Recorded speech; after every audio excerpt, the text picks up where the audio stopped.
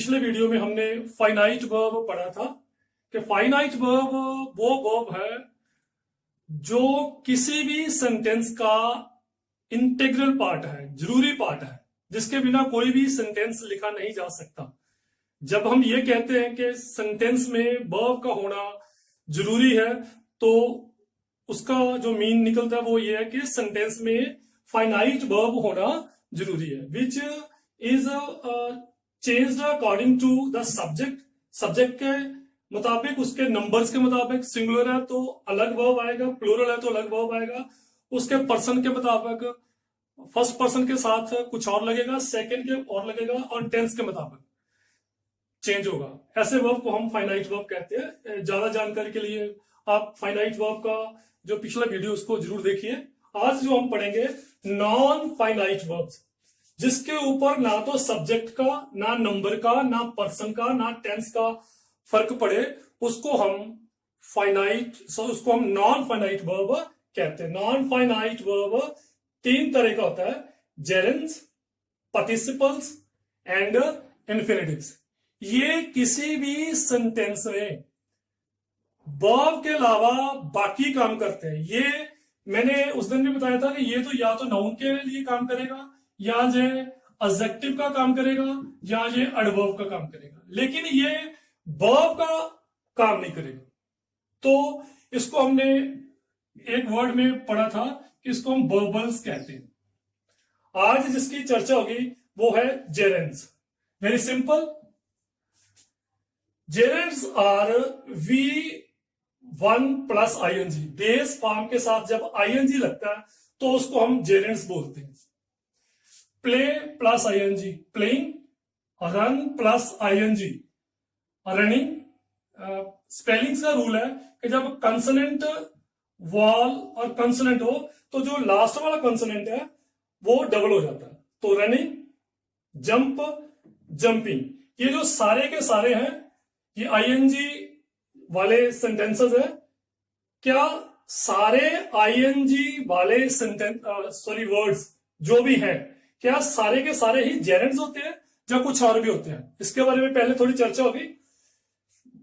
Base form plus ING, इसकी या तो ये प्रेजेंट पार्टिसिपल हो सकता है और या ये जेरेंड हो सकता है। प्रेजेंट पार्टिसिपल की बात करें तो जनरली जो हम यूज करते हैं ये कॉन्टिन्यूस टेंस होता है। आई एम प्लेइंग, कुछ भी लगा लो, क्रिकेट, हॉकी। और यहां ये वर्ब प्लस एडजेक्टिव का काम करेगा। इसको हम वर्बल एडजेक्टिव भी कहते हैं। वर्बल एडजेक्टिव दोनों काम करता है, जो एडजेक्टिव का काम करता है और ये वर्ब का काम भी करता है। तो एडजेक्टिव हमारा यो कहां आता है? गुड बॉय कहां आता है? बॉय से पहले, तो ये बॉय को क्वालिफाई करेगा, गुड। इसी तरह से he is in the playing 11। खिलाड़ी सपोज कर लो कि 15 टीम है, लेकिन जो फाइनल खेलेगी तो उसको हम कहते हैं प्लेइंग 11 टीम होगी। टीम से पहले जो भी उसको क्वालिफाई करता है उसकी विशेषता बताता है, उसको हम एडजेक्टिव कहते हैं।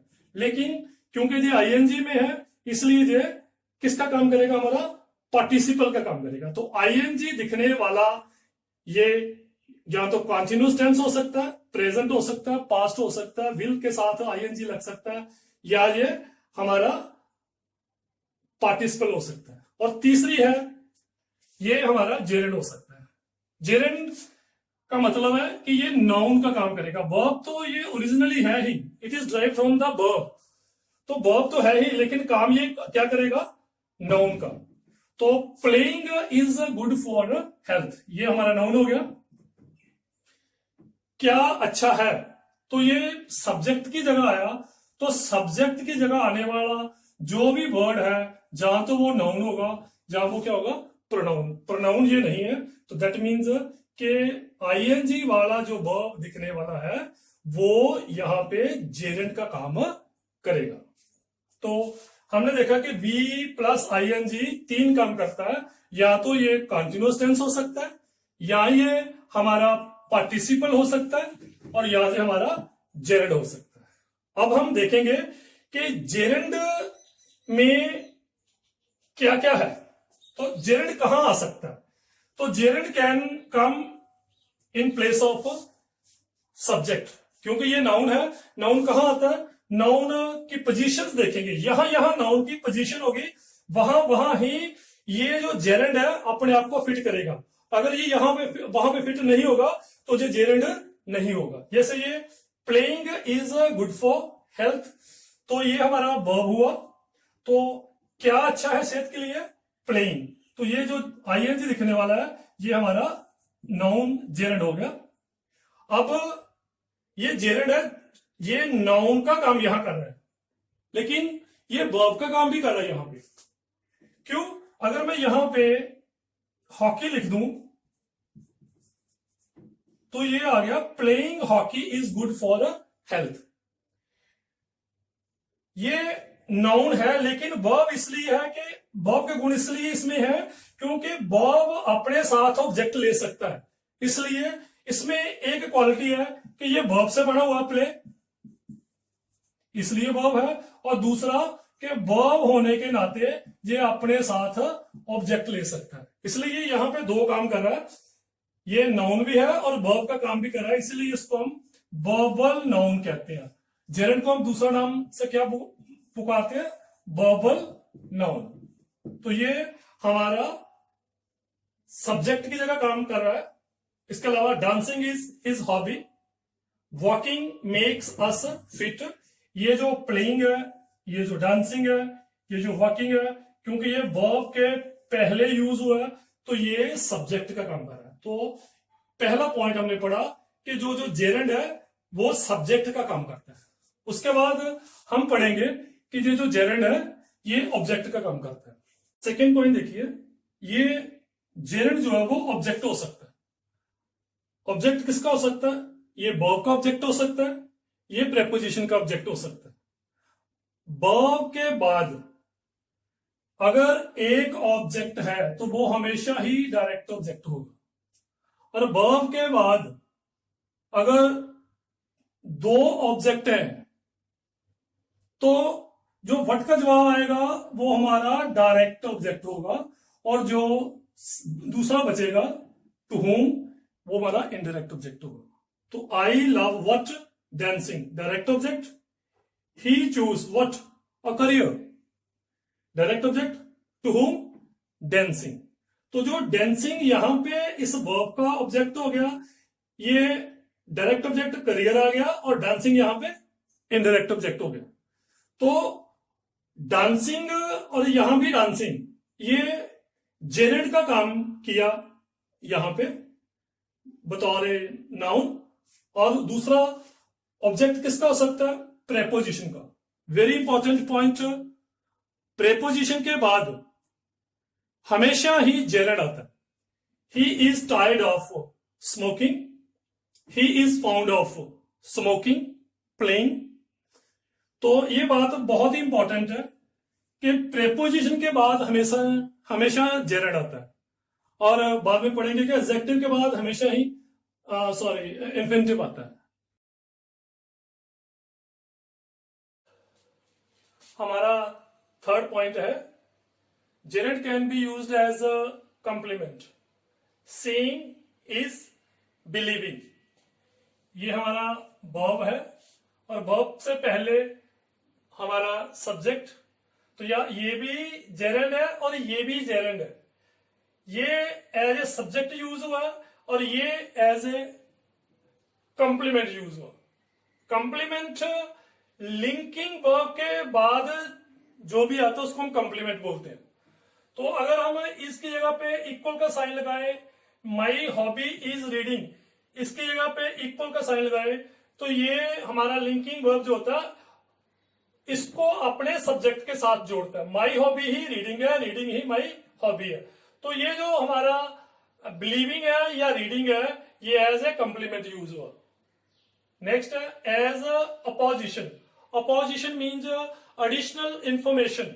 जब हम कहते हैं Ram comma our monitor comma is a good boy, तो ये जो आवर मॉनिटर, ये राम की एडिशनल इंफॉर्मेशन दे रहा है। इसी तरीके से इट इज नाइस, नाइस क्या है, ये नाइस की ही एक्स्ट्रा इंफॉर्मेशन है। तो जब भी हम अपोजिशन में यूज करेंगे तो ये जो लिविंग वर्ड है, ये जो अपोजिशन में है नाइस के, तो ये हमारा जेरेड है। तो gerund can be used as a opposition.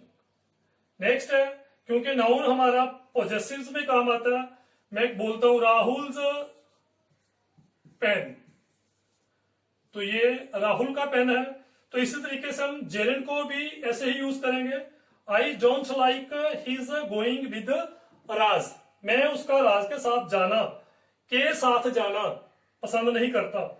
मैं my parents don't like my coming late in the evening, तो my coming late, my coming, तो ये पोजेसिव के बाद भी हमारा जो गोइंग है या कमिंग मैंने जो एग्जांपल में दिया, तो ये दोनों के दोनों हमारे जेरेंड यूज होते हैं।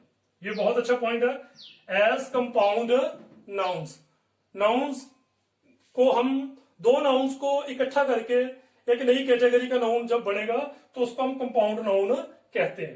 तो जो जेरेंड है वो समटाइम्स क्या करते हैं कि कंपाउंड नाउन का जो पहला पार्ट है, पहला नाउन है, वहां आके अपने साथ कंपाउंड नाउन बनाने में मदद करते हैं।